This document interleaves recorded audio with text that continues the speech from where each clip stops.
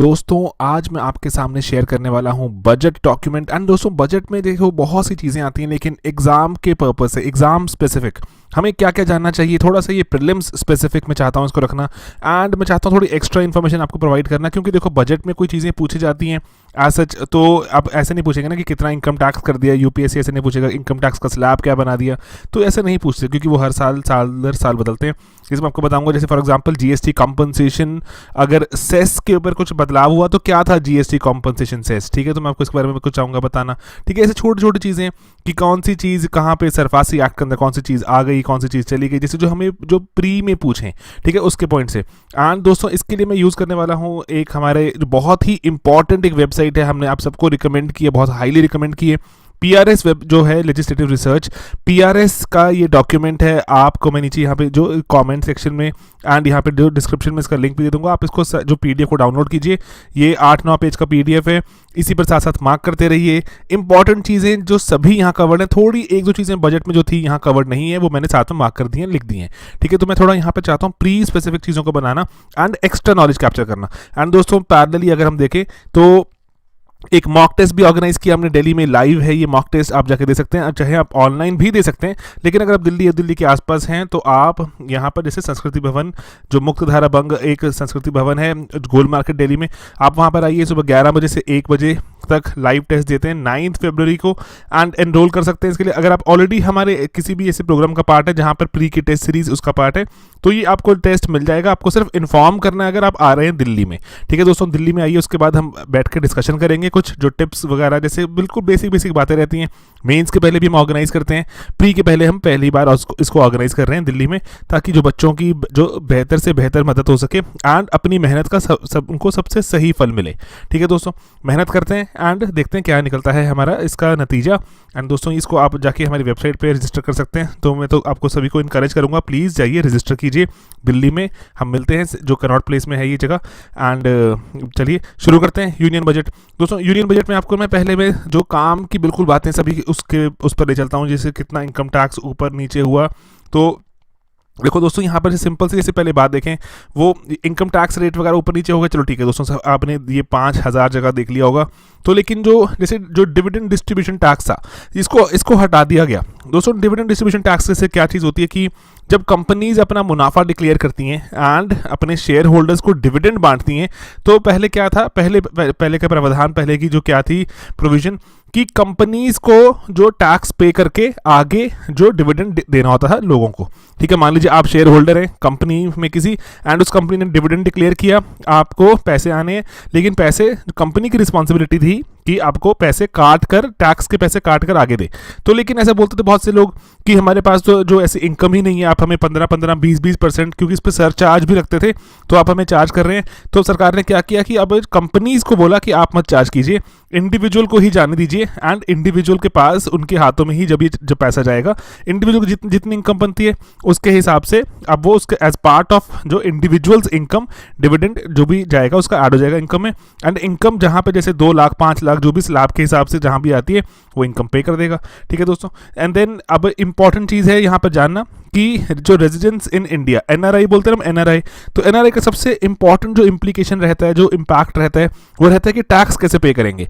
दोस्तों पहले था अगर कि आप अगर 182 डेज, मतलब अगर आप ब्रॉडली मान के चलो, ये आपको ना सवाल पूछ सकता है यूपीएससी, कौन से एक्ट में डिफाइंड है, सर ये इनकम टैक्स एक्ट में डिफाइंड है। ठीक है, तो ये गलती नहीं करनी, जैसे 2018 में सवाल पूछा था हमसे कि ये कौन से एक्ट में डिफाइंड है।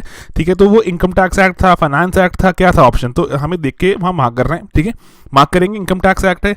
तो यहाँ पे एनआरआई जो परिभाषा डिफाइन कैसे है, पहले था कि अगर आप जो कितना टाइम अगर आप बाहर रहते हैं, ठीक है, तो पहले था कि अगर आप 6 महीने या उससे ऊपर बाहर रहते हैं तो आप एनआरआई कहलाते थे। अभी आपको 8 महीने बाहर रहना पड़ेगा 1 साल में अगर आपको एनआरआई कहलवाना है। ठीक है, दैट मीन्स जो अब जो प्रावधान था 182 डेज वाला, वो अब घटाकर कितना कर दिया गया है, उसको अब 120 डेज की आपको जो अपने, अगर हम अपनी कंट्री में देखें कि आपको यहाँ पर सिर्फ और सिर्फ कि अगर आप 1 साल में 120 दिन अगर हमारे देश में रह गए तो आप एनआरआई डिक्लेयर नहीं हो सकते। ठीक है, जो मतलब कि अगर आप 4 महीने अगर आपने देश में हमारे काट लिए तो आप एनआरआई कहलाएंगे। पहले 6 महीने काटने होते थे अपने देश में, अब 4 महीने, मतलब बार लोअर कर दिए है। बहुत सारे लोग जो पहले एनआरआई थे अब एनआरआई नहीं रहेंगे, उनको टैक्स इंडिया में देना होगा। एंड इंडियन इनकम चाहे बाहर की इनकम, जो मर्जी इनकम हो, जैसे मर्जी कैप्चर हो, उन दोनों इनकम पर उनको अब टैक्स देना होगा इंडिया में, अगर वो 4 महीने इंडिया में गुजार गए।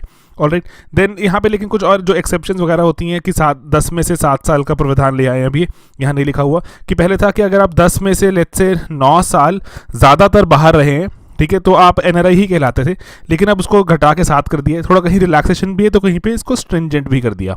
ऑलराइट, देन अब काम की बात देखते हैं यहाँ पर, और जैसे कि जो स्टार्टअप्स है, ये आपसे सवाल पूछ सकते हैं कि स्टार्टअप इंडिया में जो बहुत सारी जो सहूलियतें दी थी सरकार ने, थोड़ा उसको और एक्सटेंड कर दिए। कि पहले था कि अगर आपका टर्नओवर 25 करोड़ रुपए तक था तो बहुत सारी जो आपको यहाँ पे वेवर्स थे, टैक्स वेवर थे, वो अब बढ़ाकर 100 करोड़ कर दिया। ये पहले कर दिया है, लेकिन अभी इसको फॉर्मलाइज कर दिया, अनाउंस कर दिया, ठीक है। एंड देन अगर हम यहाँ देखें एक्साइज, दोस्तों आप कहेंगे कि जीएसटी आ चुका है तो एक्साइज कैसे लगता है ना, क्योंकि एक्साइज तो समा गया था जीएसटी में। नहीं दोस्तों, सभी नहीं समाये थे। 5 चीज़ों पर, 5 या 6 चीज़ें हैं जिन पे अभी भी एक्साइज लगता है। जैसे आपको पता है कि क्रूड ऑयल पे लगता है, ठीक है, पेट्रोल, हाई स्पीड डीजल, है ना, टोबैको प्रोडक्ट्स पे बहुत सारों पे एक्साइज लगता है अभी भी। एंड देन उसके बियॉन्ड अभी देखें तो जो एविएशन, टर्बाइन फ्यूल एक्सेट्रा, ठीक है, तो ऐसी 5-6 चीज़ें हैं जिन पर लगता है। तो ये कुछ आइटम्स हैं जो कि जीएसटी के बियॉन्ड है। तो अब इन पर देखें, अगर इन पर भी एक्साइज ऊपर नीचे की है तो हमें पता होना चाहिए कि सभी चीज़ों पर अभी जीएसटी नहीं है, कुछ चीज़ें अभी भी एग्जाम्प्ट हैं, ग्रेजुअली उनको जीएसटी के दायरे में लाने की बात भी है। देन दोस्तों हेल्थ सेस की बात की गई। सेस नामक चीज़ क्या होती है? सेस के बारे में आपको मैं एक क्विक चाहता हूँ डिस्कशन करवाना कि सेस नामक चीज़ क्या है। तो यहाँ पर हमने ये एक आपके लिए राइटअप बना के रखा कि सेस क्या होता है। देखो दोस्तों, सेस जो होता है वो स्पेसिफिक पर्पज से लगता है ना।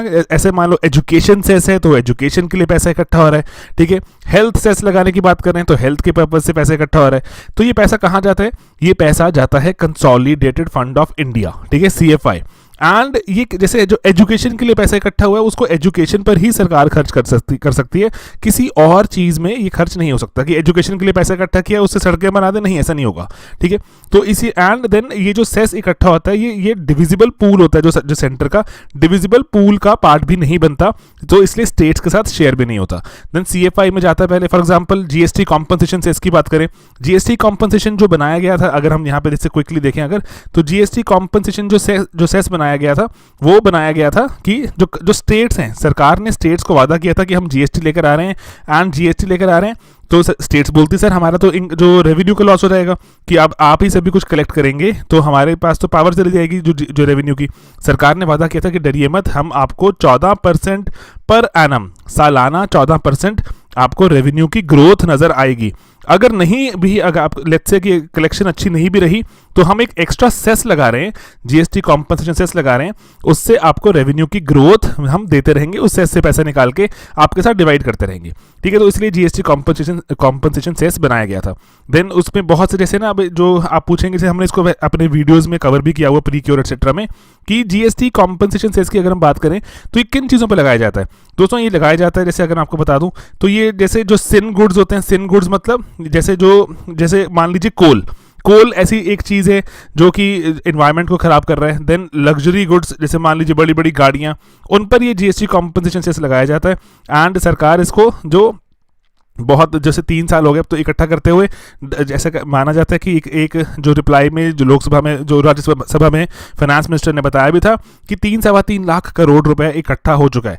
लेकिन वो डिस्ट्रीब्यूट ऐसा नहीं हो रहा कि 14% इंक्रीमेंट की जो बात हो रही है वो ऐसा नहीं दे रहे।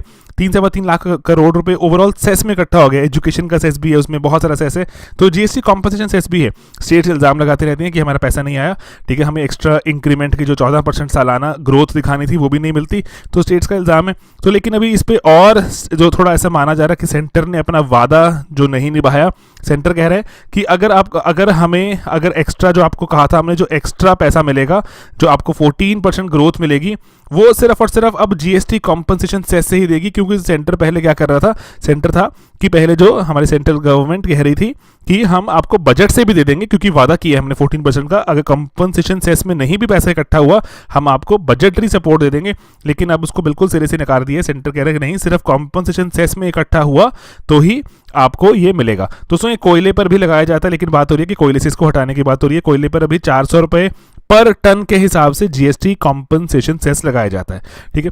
तो चलिए वापस चलते हैं कि सेस पे बात की हमने, और सेस कहाँ पे आता है, CFI में। एंड CFI के बारे में बात करें तो CFI से एक बार ये ट्रांसफर हो जाता है पब्लिक अकाउंट में, जहाँ से ये रिस्पेक्टिव अपनी जगहों पर चला जाता है, ठीक है। लेकिन ये नॉन लैप्सेबल भी होता है, सॉरी सेस आपको मैं बता दूं, सेस नॉन लैप्सेबल है। ऐसा नहीं है कि इस साल मैंने 1 लाख करोड़ इकट्ठे किए और मैंने एजुकेशन के लिए, एजुकेशन पे खर्च नहीं हो पाया तो वो लैप्स हो जाएगा, नहीं नहीं, लैप्स नहीं होता, सेस चलता ही जाता है, ठीक है दोस्तों।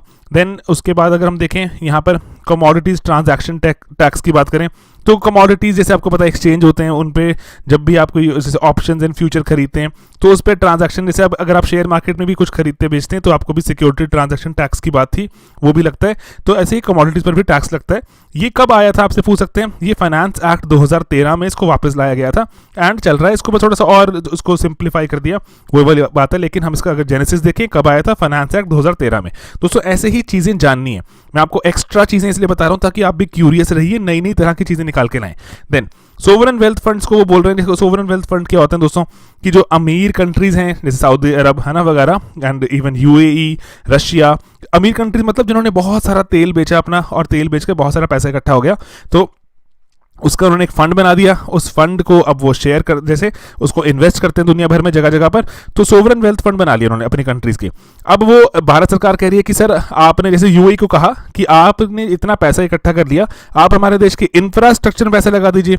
तो वो पैसा कहाँ लगा रहे हैं, हमारे देश के NIIF में, है ना, याद है आपको NIIF, ठीक है, जो हमने बनाया था एक इंफ्रास्ट्रक्चर इन्वेस्टमेंट के लिए एक फंड बनाया था, जिसको हम फंड ऑफ फंड्स कहते थे।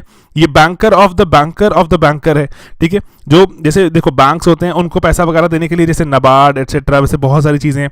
अब उनमें पैसा, जैसे या फिर ना नेशनल हाउसिंग बैंक वगैरह है, तो उनसे पैसा आता है, उनको पैसा को देने के लिए हमने NIIF, banker of the banker भी कहते हैं, ठीक है। तो ऐसे ऑप्शंस आपको देखें तो आपको पता है कि किसकी बात हो रही है।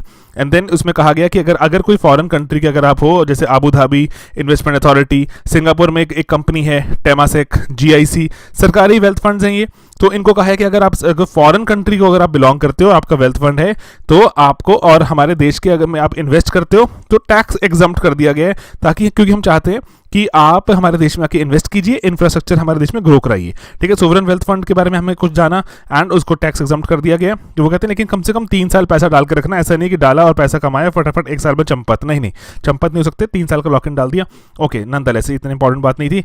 एंड देन उसके बाद देखिए कुछ और बदलाव भी किए गए हैं, जैसे हमने पहले बात की है कि जो सरफासी एक्ट है, सरफासी एक्ट में ऐसा होता है ना, प्रावधान है कि अगर आपकी प्रॉपर्टी, अगर आपने जैसे लोन नहीं चुकाया तो प्रॉपर्टी बेचने का प्रावधान होता है। बैंक बहुत जल्दी बिना जुडिशियल मजिस्ट्रेट वगैरह के ऑर्डर लिए सरफासी एक्ट के तहत आपकी प्रॉपर्टी को नीलाम करके अपने पैसे रिकवर कर सकता है। देन वो बैंक्स तक ही सीमित था, लेकिन अभी 2 बरस पहले इसमें NBFC शामिल कर दिए गए थे, तो ये सवाल पूरी का बन सकता है। अब NBFCs की जो लिमिट है और कम कर दी है रिकवरी की, कि असेट का साइज पहले था कि 500 करोड़ ऊपर था, लेकिन उसको 100 करोड़ पे ले आए कि 100 करोड़ तक के एसेट भी अगर हो तो आप चलिए उनको बेचिए, पैसे रिकवर कीजिए। एंड जो आपका लोन साइज है वो 50 लाख रुपए तक भी ले आए 1 करोड़ से, ठीक है। तो मतलब जो अगर मोटी मोटी बात देखें, सरफासी एक्ट में NBFC शामिल हैं। आपसे ऑप्शन पूछें, जी सर NBFC आती है सरफासी में, एंड उनकी लिमिट भी घटा दी गई है। देन दोस्तों आप अगर पैसा जमा कराते हैं तो वो पैसा बैंक्स वगैरह में, तो अगर लेट्स से कल बैंक भाग जाए, चोरी हो, वहाँ पे अगर बैंक में अगर कुछ बैंक बंद हो जाए तो आपका पैसा इंश्योर है क्या? जी सर इंश्योर्ड है। पहले कितना आपका इंश्योर था? 1 लाख रुपए, उसको बढ़ा के 5 लाख कर दिया गया DICGC में, ठीक है, 5 लाख कर दिया गया है। एंड देन PFRDA, हमारे देश में बहुत सारे जैसे जो रेगुलेटरी एजेंसीज हैं, जैसे RBI है, SEBI है, ऐसे ही एक जो पेंशन फंड का रेगुलेटरी डेवलपमेंट अथॉरिटी भी है PFRDA, तो वो NPS को मैनेज करती है। चलो ये बात साइड ही न्यूज़ है वैसे, कि अब वो बोल रहे हैं जो नेशनल पेंशन जो स्कीम है उसमें जो सरकारी बंदे हैं उनकी, सरकारी बंदों के लिए अलग एक ट्रस्ट बनाया जाएगा मैनेज करने के लिए, नॉन सरकारी के लिए अलग। एंड देन वो कह रहे हैं कि हम एक बहुत सारे और भी स्टेप उठा रहे हैं कि हमारे देश में कॉन्ट्रैक्ट्स जो हैं अगर लोग उसको वायलेट करते हैं तो उसकी फटाफट से सुनवाई हो एंड सज़ा मिलनी है, जो पैसे रिकवरी होनी कर जल्दी हो। दोस्तों क्यों किया जा रहा है? क्योंकि जो जैसे देखें अगर ईज ऑफ डूइंग बिजनेस था, कंपेटिटिवनेस इंडेक्स, वहाँ पर इंक्रीजिंगली हमारा रैंक जो अगर और अच्छा नहीं हो पा रहा था तो या फिर रुका हुआ था, वो था क्योंकि जो कॉन्ट्रैक्ट्स ऑनर करने वाला वहाँ पे प्रोविजन है उसमें हम इंडिया वाले हम बहुत पीछे थे, तो उसको चाहते हैं इंप्रूव करना एंड अकॉर्डिंगली रैंक्स इंप्रूव हो जाएंगे। देन दोस्तों GST कॉम्पनसेशन सेस की मैंने बात की, वो आपको बता रहे हैं कि जो अब सिर्फ जो वो कह रहे हैं कि जो आपको जीएसटी कॉम्पनसेशन सेस है उसके बारे में कि अब कुछ कुछ पैसे फंड कैसे ट्रांसफर होंगे उतनी हमें कोई इंपॉर्टेंट बात नहीं है, लेकिन अब ये जीएसटी कॉम्पनसेशन फंड है, आपको पता है इसके पैसे कहाँ से आते हैं, जो 5 या 6 तरह के जो सिन गुड्स या लग्जरी गुड्स हैं, ठीक है, उसमें से आते हैं। कोयला हटाने की बात की जा रही है उसमें से। ये क्यों बनाया गया था, जब सेंटर ने कहा था जब जीएसटी आएगा तो 14% आपको ग्रोथ मिलेगी हर साल रेवेन्यू में, और वो पैसा कहाँ से, ग्रोथ कहाँ से मिलेगी आपको, जीएसटी कॉम्पनसेशन सेस से। ऑलराइट, देन सरकार ने कहा कि कुछ कंपनीज हमने बनाई हैं, वो कंपनीज हम चाहते हैं बेचना, क्योंकि हमारा काम नहीं है कंपनी चलाना, हमारा काम है जनता की सेवा करना। तो सरकार ऐसे ही एक एलआईसी को चाहती है बेचना, चलो बहुत अच्छी बात, लेकिन हमारे लिए प्री में इसके लिए क्या जानना जरूरी है, तो जानना जरूरी है कि कब बना था, 1956। ये इसका ओनर कौन है सर, बिल्कुल टोटल 100% भारत सरकार इसका ओनर है। क्या ये स्टैट्यूटरी बॉडी है, जी सर, एलआईसी का एक्ट था उसके थ्रू बनाया गया था। अच्छा, आईडीबीआई बैंक को भी कह रहे हैं कि थोड़ा बहुत जो शेयर है बेचना है। इसमें ओनरशिप किसकी है सर, इसमें एलआईसी की ही ओनरशिप है, 51% ओन करता है। एंड आईडीबीआई की अगर देखें आगे फर्दर जो बहुत सारी इसने चीज़ें बनाने में हेल्प की, जैसे सिड भी बनाने में हेल्प की। इवन जो ऐसे लिखा गया है कि एनएसई ने जो हमारा नेशनल स्टॉक एक्सचेंज है उसमें भी एक इंपॉर्टेंट रोल निभाया, मतलब ओनरशिप है आईडीबीआई की। तो सिड भी, एनएससी नामक बहुत इंपॉर्टेंट, एग्जिम बैंक है ना, एग्जिम बैंक भी आईडीबीआई से ही जन्म लिया। तो ये चीज़ें जाननी जरूरी, हमें प्री में ऑप्शन नजर आती हैं। ओके, देन वो कह रहे हैं कि अब एक इन्वेस्टमेंट क्लियरेंस सेल बनाने की बात हो रही है, क्योंकि हमें चाहते हैं जल्दी से जल्दी हमारे देश में इन्वेस्टमेंट्स हों, एंड जो इन्वेस्टमेंट उनको लोगों को एडवाइजरी मिले, जो भी कोई चाहता है इन्वेस्ट करना उसके लिए इन्वेस्टमेंट के लिए एक क्लियरेंस सेल बनाने की बात हो रही है। ओके, देन दोस्तों क्विकली आगे बढ़ते हैं। बहुत ही अच्छा बनाया है पीआरएस वालों ने, आपको पीआरएस की वेबसाइट वैसे भी फॉलो करनी चाहिए, है ना, लेजिस्लेटिव रिसर्च के लिए। देन दोस्तों वो एक्सपोर्ट वगैरह की बात कर रहे हैं कि बहुत से लोग हैं जो एक्सपोर्ट का रिफंड वगैरह नहीं ले पाते। देन इसमें आप जानते हैं कि अभी भारत सरकार ने WTO कंप्लायंट होने के लिए जो एक था merchandise export from India scheme थी, MEIS, उसको हटा दिए, उसको रिप्लेस कर दिया जाएगा RODTEP। बहुत ज़्यादा इंपॉर्टेंट है, प्लीज़ इसके बारे में एक्स्ट्रा जानिए कि क्या है, रिमिशन ऑफ ड्यूटीज़ एंड और टैक्सेस फॉर एक्सपोर्ट प्रोडक्ट्स, ठीक है। तो जो एक्सपोर्ट होने वाले प्रोडक्ट्स हैं उसकी ड्यूटीज़ को सरकार ने रेमिट करना शुरू कर दिया, मतलब रिड्यूस करना शुरू कर दिया, ठीक है। तो RODTEP वो MEIS को रिप्लेस करता है, ठीक है। तो ये छोटी छोटी चीज़ें हमें पता होनी चाहिए ताकि जो हमारे एक्सपोर्ट्स में जो हम चाहते हैं सब्सिडी वगैरह देना, वो उसको हम जो दे पाएँ, WTO के साथ कंप्लायंट भी रहें, ठीक है, WTO के कुछ ऐसे वायलेशन में ना हो। ऐसा क्यों हुआ था मैं आपको फटाफट बताता हूँ, क्योंकि हमें क्यों MEIS हटाना पड़ा। हमारी जो फॉरेन जो ट्रेड पॉलिसी थी, तो उसमें हमने कहा था कि हम बहुत सारे ट्रेडर्स को हम कुछ डिस्काउंट दे रहे थे, सरकार पैसा वापस दे रही थी एक्सपोर्टर्स को ताकि एक्सपोर्ट सस्ते रहे हमारे, ठीक है। एंड देन उसको लेकिन WTO की वायलेशन में आ गए हम। WTO ने कहा ऐसा नहीं कर सकते आप, क्योंकि अब हम एक मिडिल इनकम एक ग्रुप में आना शुरू हो गए थे। $1000 हमारी जो पर कैपिटा से ऊपर चली गई थी हमारी, अगर हम देखें तो इसीलिए इसीलिए WTO ने कहा था अब आप नहीं कर सकते, 3 साल हो गए इस बात को, आपके $1000 पर एनम पर कैपिटा से ऊपर आपकी इनकम आती है आपके देशवासियों की, अब आप ये नहीं कर सकते, आपको MEIS हटाना पड़ेगा। तो इसी को कंप्लायंट करने के लिए भारत सरकार ने RODTEP लागू किया। ओके, एक्सपोर्टर्स के पर्पज से था। देन अभी हम इंफ्रा पे बहुत ध्यान दे रहे हैं, नेशनल इंफ्रा पाइपलाइन की बात की हमने, वीडियोस बनाए हुए हैं उस पर आप देख सकते हैं कि उसमें क्या क्या बहुत सारे प्रोजेक्ट्स वगैरह हैं। देन एक नेशनल लॉजिस्टिक्स पॉलिसी लेके आना चाहते हैं, इसका कारण क्या रहा होगा। देखो दोस्तों, लॉजिस्टिक्स, सामान यहाँ से वहाँ ले जाना, ये हमारे देश में अभी भी बहुत महंगा रहता है, पोर्ट में सामान पहुँचता है, सड़कें रेल से बहुत महंगा रहता है।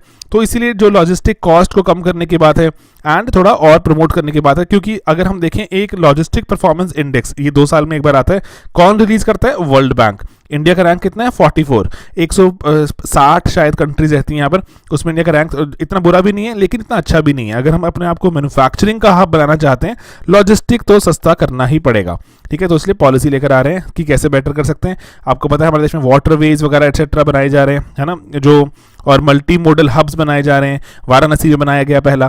तो ये सब चीज़ें दिमाग में रखनी है ताकि प्री में अगर ऐसे इससे जुड़े हुए सवाल हों तो हमें आते हों, ठीक है। रिसर्च करनी पड़ेगी, मैं आप जितनी रिसर्च की मैं चाहता हूँ ताकि और इनकरेज करूँ, आप और कीजिए, ठीक है दोस्तों। देन PM कुसुम स्कीम की बात कर रहे हैं, जिसके 3 पिलर्स क्या क्या थे हमें पता होने चाहिए। PM कुसुम स्कीम कौन सी मिनिस्ट्री के अंडर आती है, हमें पता होना चाहिए।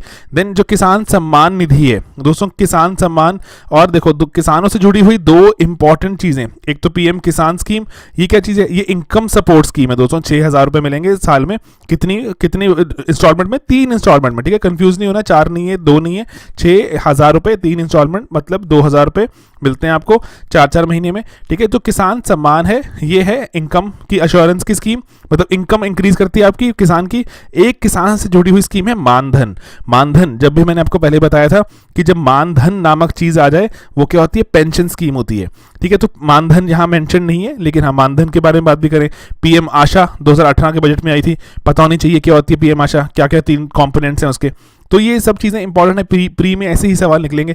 देन दोस्तों कह रहे हैं कि हम भारत नेट को और जैसे जैसे नेशनल ऑप्टिकल फाइबर नेटवर्क हमने देश में बनाने की बात की थी, जिसमें हमने पंचायत को जोड़ने की बात की थी, तो उसको कह रहे हैं और एग्रेसिवली परसू करेंगे एक्सेट्रा। तो वो कह रहे हैं कि भारत सरकार ने 8,000 करोड़ रुपए, मतलब $1 billion national mission on quantum technologies को दे दिया है, ठीक है। कि अब हम चाह रहे हैं कि क्वांटम टेक्नोलॉजी पे भारत सरकार चाहती है पैसा लगाना, आर्टिफिशियल इंटेलिजेंस को भी मदद मिलेगी। तो क्वांटम टेक्नोलॉजीज क्या होती हैं दोस्तों, जैसे आप देखते हैं ना आपके नॉर्मल जो हमारे कंप्यूटर्स हैं ये बाइनरी में ऑपरेट करते हैं ना, 1010। तो क्वांटम जो है, क्वांटम एक प्रोटॉन और इलेक्ट्रॉन के लेवल को अगर मैं थोड़ा सा और नीचे जाके देखूं तो वहां पर जाके जो बिल्कुल बेसिक जो पैकेट्स होते हैं एनर्जी के, जिनको हम क्या कहते हैं, क्वांटास कहते हैं, ठीक है। क्वांटास क्योंकि एक क्वांटम है ना उनमें, तो इसलिए इसको क्वांटास कहते हैं। क्वांटास के कई ही वेरियस फॉर्म्स हैं जो हमें मैटर नजर आता है, प्रोटॉन्स, इलेक्ट्रॉन्स एक्सेट्रा, ठीक है। तो अब जो क्वांटा के लेवल पर, न्यूक्लियर जो बिल्कुल डिटेल के लेवल पर हम जाके देखें, उन टेक्नोलॉजीज पे चाहते हैं हम इन्वेस्ट करना। वो चल रही हैं, बहुत 50 साल हो गए इसको चलते हुए, ऐसा नहीं है कि पहली बार हम कुछ करने वाले। तो जैसे आपकी न्यूक्लियर एनर्जी एक्सेट्रा सभी क्वांटम टेक्नोलॉजी तो है ये, तो लेकिन इसको हम चाहते हैं अब यूज करना अपनी कंप्यूटिंग में, कंप्यूटिंग पावर तेज करने के लिए। दोस्तों जैसे आपको पता है ना, जैसे 0101 जो होता है ये बिट्स कहलाती हैं, बाइनरीज है ना, तो ये बाइनरी नहीं होता ये, ठीक है। वेरियस स्टेजेस एग्जिस्ट कर सकती हैं क्वांटा में, ठीक है, एंड बाइनरी नहीं है, सिर्फ 0-1 नहीं है। तो इसका मतलब इमेजिन कीजिए कि अगर ऐसा कोई कोडिंग का लैंग्वेज हो जिसमें ऐसा कुछ हो, कितना गुना आप ज़्यादा स्टोर कर सकते हैं, प्रोसेसिंग पावर बढ़ जाएगी। तो इसीलिए जो ये बिट्स होती हैं 0-1, इनको जो क्वांटम लेवल पे ले जाते हैं तो उसको क्यूबिट्स कहा जाता है, ठीक है। तो आपसे सवाल पूछ सकते हैं कि क्यूबिट किससे जुड़ा हुआ है, सर ये क्वांटम कंप्यूटिंग से जुड़ी हुई एक चीज़ है। ओके, नेशनल एजुकेशन पॉलिसी आएगी जब देखेंगे, मेंस में हेल्प करेगी। एंड देन वो कह रहे हैं कि अब स्कूलों कॉलेजों में हम बाहर की पैसे भी ला सकते हैं, उसके लिए भी कदम उठाए जाएंगे। एक्सटर्नल कॉमर्शियल बोरोइंग, बाहर से पैसा उधार लेकर भी आप अपनी कोई कॉलेज स्कूल बना सकते हैं। एंड देन अगर आपका जो कॉलेज स्कूल अगर टॉप 100 रैंकिंग में है, किसकी टॉप 100 रैंकिंग, सर NIRF की। NIRF सर ये कौन बनाता है, सर ये ministry of home ministry of human resource development MHRD बनाती है। कितने पैमाने होते हैं सर, 5 पैरामीटर्स पे जज करती है कॉलेज और स्कूलों को, रैंकिंग निकालती है, ठीक है। एंड बहुत डाइवर्सिटी वगैरह एक्सेट्रा चीज़ों को सबको ये देखती है, कॉलेजों की रैंकिंग होगी, जो उसमें टॉप 100 में होंगे वो ऑनलाइन भी अब डिग्री तक का कोर्स दे सकते होंगे, ठीक है, उसको भी अलाउ करने की बात कर रही है, ठीक है। तो ये जो पॉलिसी आएगी जब देखेंगे। देन उसके बाद जन औषधि केंद्र, वो कह रहे हैं इसको हमने पैसा और दे दिया एक्सेट्रा। तो जन औषधि केंद्र पैसा मिल गया, ये हमारे लिए क्या न्यूज़ बनी, नहीं कोई हमारे लिए काम की न्यूज़ नहीं है। काम की न्यूज़ कैसे बनेगी, जन औषधि केंद्र किसके अंडर आते हैं, आपको प्री में सवाल पूछ सकते हैं वो, ठीक है। जन औषधि केंद्र, सर ये BPPI है ना, एक हमारे देश में एक इंस्टीट्यूशन है, एजेंसी है, BPPI में होता है जो इंडिया में जितने भी जो फार्मास्यूटिकल PSUs हैं, ठीक है, वो bureau of pharmaceutical PSUs of India, यही शायद इसका नाम है। तो ऐसे सवाल आपसे पूछे जाते हैं कि ये एजेंसी किसके अंडर आती है, ये कौन सी मिनिस्ट्री में आती है, सर कौन सी मिनिस्ट्री है BPPI की, ये मिनिस्ट्री है, देखो क्योंकि जो फार्मास्यूटिकल मिनिस्ट्री है, मैं आपको पहले भी 10,000 बार बता चुका हूँ, ठीक है। जो फार्मास्यूटिकल मिनिस्ट्री है, कौन सी मिनिस्ट्री, जो फार्मास्यूटिकल्स किस में आते हैं, हमारी केमिकल एंड फर्टिलाइजर मिनिस्ट्री के अंडर आते हैं, हेल्थ मिनिस्ट्री के अंडर नहीं आते, ठीक है। जो हमारी दवाइयाँ बनती हैं क्योंकि वो केमिकल्स हैं, तो इसलिए केमिकल्स एंड फर्टिलाइजर के अंडर है। एंड उसी का ही एक हमारा ब्यूरो है BPPI जो चलाता है हमारा जन औषधि केंद्र, ठीक है, ये गलती नहीं होनी चाहिए, ठीक है। देन वायबिलिटी गैप फंडिंग की, मतलब प्रोजेक्ट को वायबल रखने के लिए जो कंपनीज के पास पैसा कई बार लागत कम हो जाती है तो सरकार पैसा दे देती है, PPP बन जाता है फिर वो मॉडल, तो उसके लिए भी वो चाहते हैं कि उसके थ्रू भी हॉस्पिटल्स वगैरह सेटअप किए जाएं। ओके, देन अगर हम देखें नेशनल रिक्रूटमेंट एजेंसी, कोई खास बात नहीं है कि सरकार एक रिक्रूटमेंट एजेंसी चाहती है बनाना, और जो कि किसके लिए लेकिन काम करेगी, गजटेड पोस्ट नहीं होंगी, नॉन गजटेड पोस्ट के लिए काम करेगी, ठीक है। ओके, देन दोस्तों कि यहाँ पर एक जो हमारे देश में नेशनल कैलामिटी एंड कंटिजेंसी एक ड्यूटी लगाई जाती है, ठीक है, NCCD कहते हैं उसको, ये लगाई जाती है। जैसे ये इसका पर्पस क्या है कि 500 करोड़ रुपए का एक हम कोर कॉर्पस बनाएं, ठीक है, 500 करोड़ रुपए हम इकट्ठे करें एंड जो जब भी कभी कैलामिटी होगी, कहीं पे कुछ दुविधा आएगी, तो उसके लिए हमने कंटिजेंसी के लिए हमने एक फंड बनाया हुआ है, एनसीसीएफ कहते हैं, उसमें पैसा जाएगा जो 500 करोड़ रुपए का है। ये कब आया था दोस्तों? ये 11th फाइनेंस कमीशन ने इसको कहा था कि इसको बना दीजिए, एंड बनाया गया था। एंड ये पैसा कहाँ स्टोर होता है? ये पैसा स्टोर होता है पब्लिक अकाउंट में, ठीक है। ये सीएफआई में नहीं जाता, एनसीसीडी का पैसा पब्लिक अकाउंट में रहता है, एंड अकॉर्डिंगली ही वहीं से ही खर्च होता है। तो ये आप भी इस पे और रिसर्च कीजिए, ठीक है। एनसीसीडी क्या होती है, एनसीसीडी किन पर लगती है? अभी रिसेंटली टोबैको प्रोडक्ट्स वगैरह पे एनसीसीडी लगा दी गई है, ठीक है। टोबैको जो हमारे जो सिगरेट्स वगैरह पर इसको लगा दिया गया एनसीसीडी, एंड इससे से पैसा आएगा वो जो हम उससे एनसीसीएफ मेंटेन रखेंगे। एनसीसीएफ के बारे में और भी आप जान सकते हैं। ओके, देन दोस्तों यहाँ पर जो घाटों की बात हो रही है एक्सेट्रा, इतना इसमें कि बढ़ गया घट गया, इतना हमें जाने की जरूरत नहीं। मैं आपको सिर्फ मैं चाहता हूँ प्री की ओरिएंटेड हमें बातें बताऊँ। रेवेन्यू डेफिसिट क्या होता है? क्विक रिवीजन, जो हमारे रेवेन्यू की रिसीट्स है ना, और उसको रेवेन्यू एक्सपेंडिचर, मतलब जो सालाना जो खर्चे हैं, जो सालाना इनकम है, उनमें अगर डिफरेंस देखते हैं, डेफिसिट ये नहीं होना चाहिए, यहाँ पर सरप्लस होना चाहिए कंट्री को, लेकिन हम हमेशा से ही डेफिसिट में रहे हैं, ठीक है। फिस्कल डेफिसिट क्या होता है? अगर मैं टोटल अपना जो कितना मैंने इनकम देखी, ठीक है, और मैं टोटल मैंने कितने खर्चे किए, एंड ये जो टोटल रेवेन्यू और टोटल एक्सपेंडिचर से मैं सिर्फ बोरोइंग निकाल दूं तो मेरा फिस्कल डेफिसिट आ जाता है। फिस्कल डेफिसिट में से मैं इंटरेस्ट पेमेंट निकाल दूं।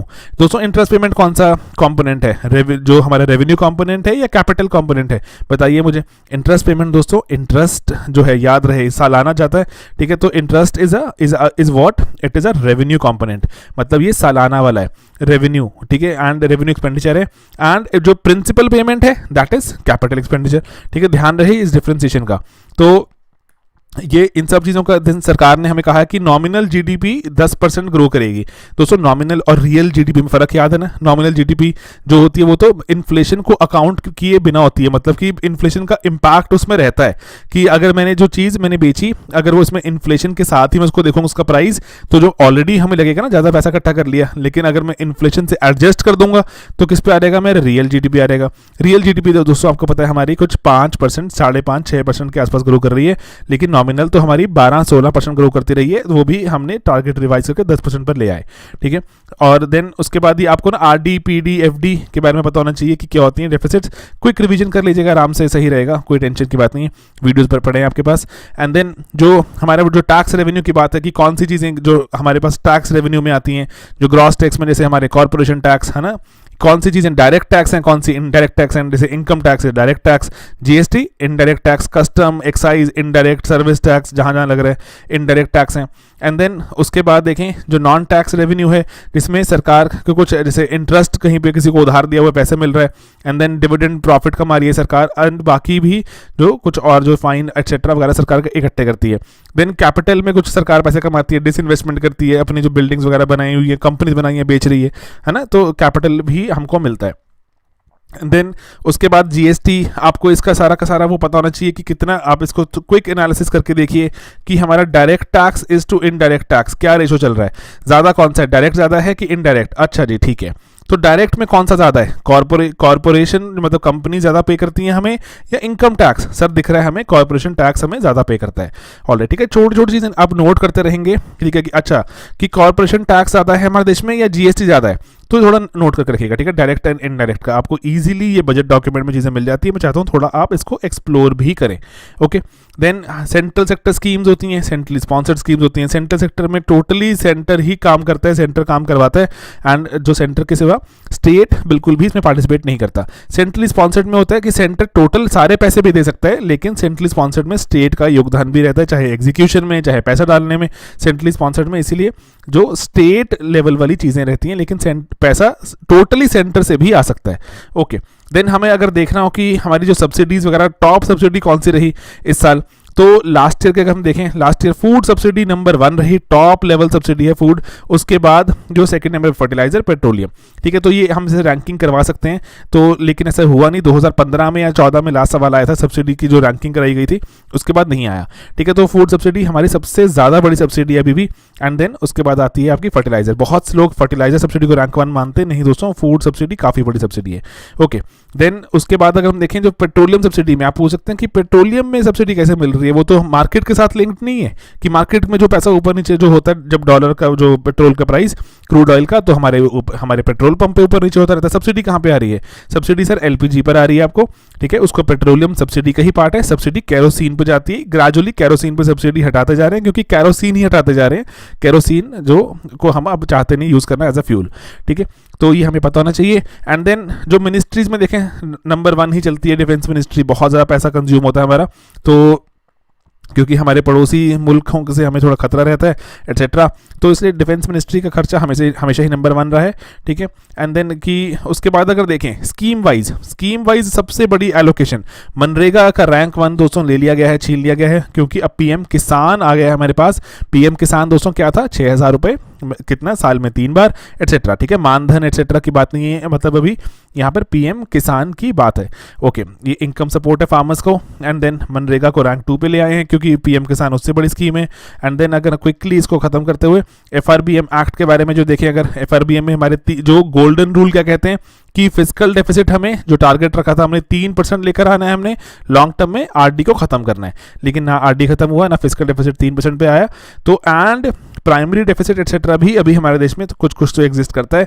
एंड देन अगर देखें एक्स्ट्रा बजटरी रिसोर्सेज, जो सरकार एक्स्ट्रा बजट जैसे बजट के बियॉन्ड भी सरकार पैसा इकट्ठा करती है, जो सरकार मतलब एक तरह से देखें तो पैसा बोरो ही करती है, लेकिन वो बजट के अंदर ऐसे उसको बताया नहीं जाता, क्योंकि जो सरकार वो पैसा कहाँ से लेती है, जैसे स्मॉल सेविंग फंड एटसेट्रा वगैरह से पैसा इकट्ठा होता है, तो सरकार उन बॉन्ड्स वगैरह के थ्रू पैसा इकट्ठा करके उसको ईबीआर के थ्रू डालती है। अगर हम उसको भी दोस्तों अगर हम बोरोइंग में डाल लें और उसको भी अगर हम देखें फिजिकल डेफिसिट में, तो सरकार का फिजिकल डेफिसिट 4.5% क्रॉस हो जाता है दोस्तों, 4.6 के आसपास बैठता है, तो वो तो काफ़ी बड़ा हो जाता है। इसलिए सरकार इसको बजट के बाहर ही रखती है ताकि जो डेटा तो थोड़ा सा सही लगे ना हमें। एंड देन इसलिए नेशनल जो स्मॉल सेविंग फंड है ये सबसे इंपॉर्टेंट एक सोर्स है हमारे पास ईबीआर का, एक्स्ट्रा बजटरी रिसोर्स का। सरकार यहाँ से पैसा निकालकर लोन लेकर अब बहुत सारी और जगहों पर लगाती है पैसा, जैसे food corporation of India etcetera वगैरह में। ठीक है दोस्तों, एंड देन इसीलिए ये हमारे जो ये वाले जो पैसा है ये वाला हमारे डेफिसिट की फिगर्स में, डेट की फिगर्स में नजर नहीं आता। देन दोस्तों एक ना जैसे आपको बताना जो जरूरी है, जो एफआरबीएम एक्ट आया था, जैसे अभी एनके सिंह कमेटी बैठी थी जो एफआरबीएम को रिव्यू कर रही थी, उसने भी हमें कहा था कि हमें लॉन्ग टर्म हमें जो डेट है वो भी कम करना है। हमें जो सरकार का अभी आउटस्टैंडिंग डेट है वो 55% है जीडीपी का, देखें काफ़ी कम है। इंटरनेशनली देखें अगर बहुत सारी कंट्रीज का 100% से ऊपर है, जितनी जीडीपी है उससे ज़्यादा उनके पास उधार है। इंडिया का 55% है, काफ़ी ज़्यादा ये अच्छी पोजीशन में है, लेकिन वो कह रहे थे एफआरबीएम ने टारगेट रखा है 40% हमें अपना आउटस्टैंडिंग डेट रखना है जीडीपी का। ठीक है दोस्तों, तो बस यही एक छोटा सा अटेम्प्ट है आपके साथ कुछ इंपॉर्टेंट चीज़ों को शेयर करने का, क्योंकि बजट में कोई अगर इनकम टैक्स ऊपर हुआ नीचे हुआ उससे हमें इतना फर्क नहीं पड़ता ना यूपीएससी एस्पिरेंट्स को। हमें फर्क पड़ेगा कहाँ पर कि चीज़ों के तह में जाने का, कि कंपनसेशन सेस क्या होता है दोस्तों, नॉन टैक्स रेवेन्यू क्या चीज़ें हैं, एंड एफडी आरडी पीडी क्या नामक चीज़ें हैं। ठीक है, एंड देन कौन सी स्कीम, जन औषधि स्कीम जो केंद्र चलाते हैं, कौन सी एजेंसी चलाती है, किस मिनिस्ट्री में आती है, डीआईसीजीसी नामक चीज़ क्या है, एनआईआईएफ सोवरेन वेल्थ फंड क्या होते हैं, कौन से कंट्री के कौन से सोवरेन वेल्थ फंड हैं। एंड देन उसके बाद कि अगर हम रेजिडेंस जो इंडिया जो स्कीम जो हमारे रेजिडेंट्स होते हैं उनको कौन से एक्ट में डिफाइन किया जाता है, डीडीटी नामक चीज़ क्या है। ठीक है, तो ये चीज़ें ज़्यादा हम इम्पैक्ट करेंगी as compare to other things. ठीक है, एंड पीआरएस को प्लीज़ फॉलो कीजिए, बहुत ही बढ़िया एनालिसिस करते हैं हर चीज़ का, और जो एक बहुत ही ऑथेंटिक सोर्स है हमारी इन्फॉर्मेशन का। एंड वी होप कि आपको जो पीआरएस और स्लीपी एटसेट्रा सभी ही आपको जो बेनिफिट करते रहें और आपके नॉलेज बेस में ऐड करते रहें। ठीक है दोस्तों, चलिए मिलेंगे अपने अगले वीडियोस में बहुत ही जल्द। Bye bye, take care.